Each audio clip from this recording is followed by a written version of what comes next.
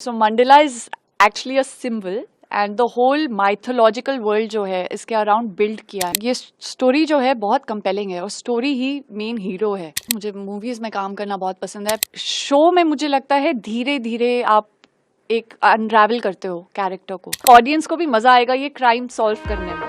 So mandala is actually a symbol and the whole mythological world जो है इसके around build किया है. जब फर्स्ट टाइम आपको अप्रोच किया गया कितना टाइम लगा?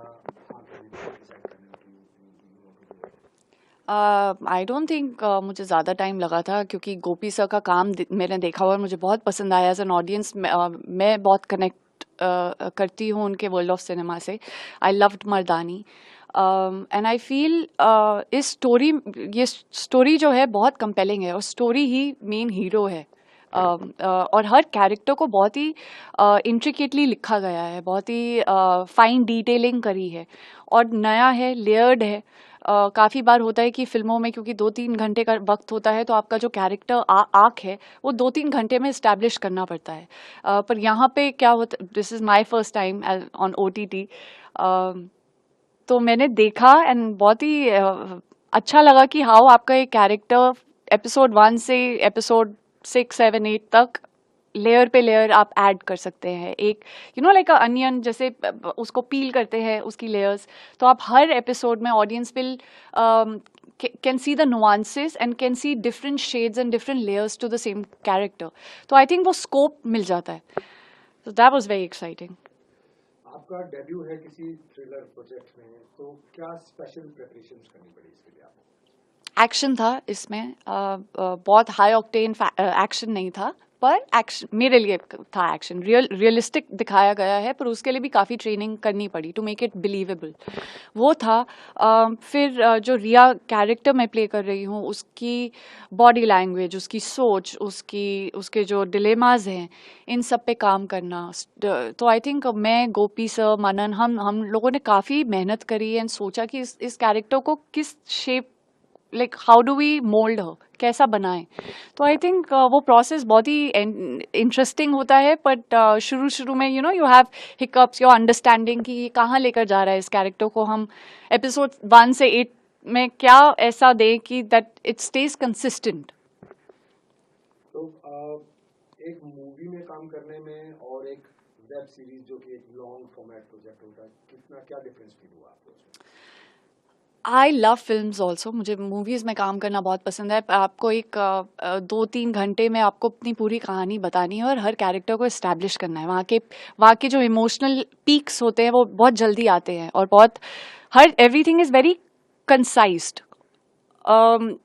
शो में मुझे लगता है धीरे धीरे आप एक अनरावल करते हो कैरेक्टर को.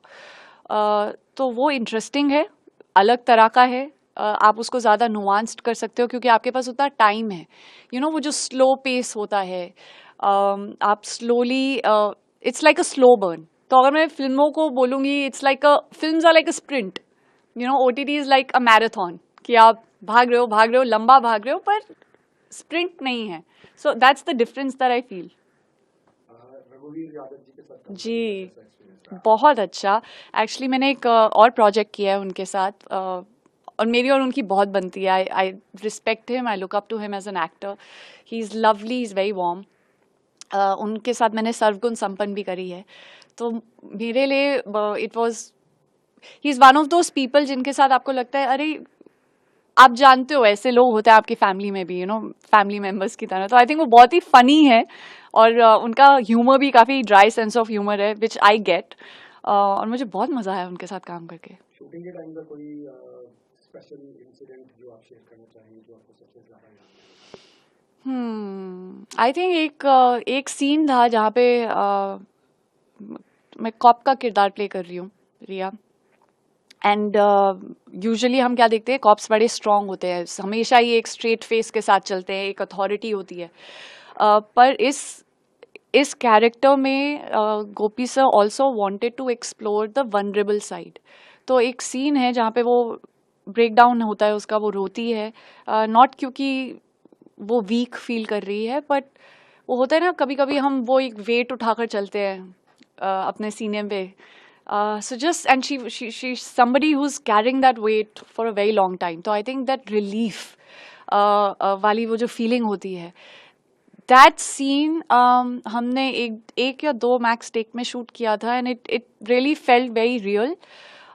उस टाइम शूट करने में बहुत हेक्टिक लगा था because it takes it's like आपका सोल बाहर निकल कर आ रहा है, you know, and you really you're seeing people just staring in right into your eyes while you're shooting and you're just being absolutely vulnerable. उस समय हार्ड हिटिंग था. अब देखती हूँ तो मुझे अच्छा लगता है because it feels like it hits the right chord. But that was one memorable scene. क्यों आए मंडला मर्डर्स देखने के लिए? आई थिंक रिफ्रेशिंग है बहुत ही. It's a mythological fictional crime thriller. I think genre ही बहुत ही एक्साइटिंग है, फास्ट पेस्ड है, एंड एक तरह से कंटेम्प्रेरी एंड एंशियंट बिलीव्स को साथ में लाता है.